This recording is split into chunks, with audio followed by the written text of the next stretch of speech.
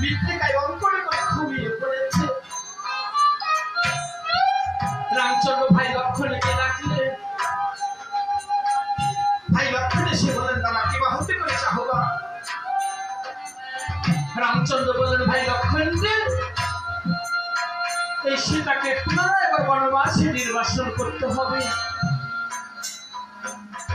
লক্ষণ বললেন, দাদা যে মাকে সমুদ্র বন্ধন করে লঙ্কায় গিয়ে রাক্ষস বংশ ধ্বংস করে মাকে উদ্ধার করে নিয়ে এলাম,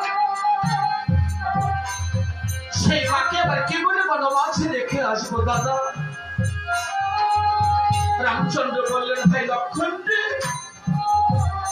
এই সীতার সদাবের গতকাল বলাবলি হয়েছে, সীতাবলী পত্নী দর্শন করতে চেয়েছে, আর সীতার এখনো সময় গ্রহণ ধারণ করা উচিত, এই বলে তুমি বনবাসে রেখে এসো। ভাই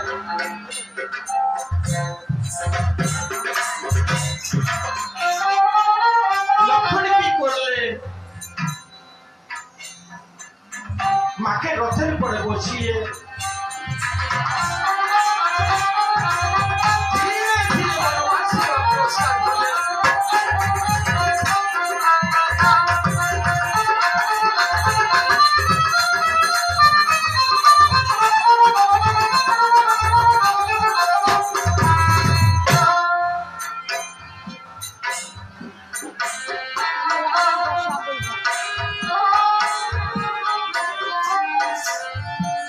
লক্ষণী কি করলে,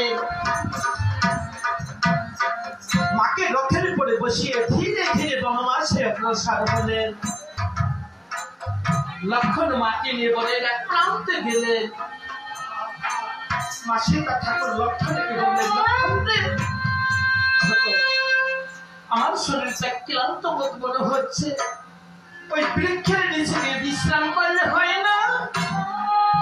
লক্ষণ কি করলেন, সঙ্গে সঙ্গে ঘরের এক প্রান্তে রথ রেখে পায়ে হেঁটে মাকে নিয়ে সে বৃক্ষের নিচে গমন করলেন।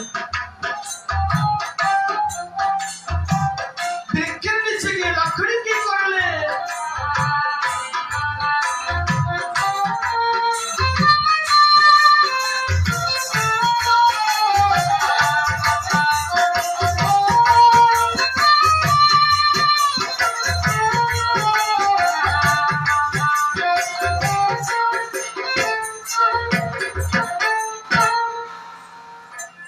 মাকে সুন্দর করে বসার জায়গা করে দিলেন। মা আমার বৃক্ষের শীতল ছায়াতে বৃক্ষের নিচে ঘুমিয়ে পড়লেন। যেই মা আমার ঘুমিয়ে পড়লেন,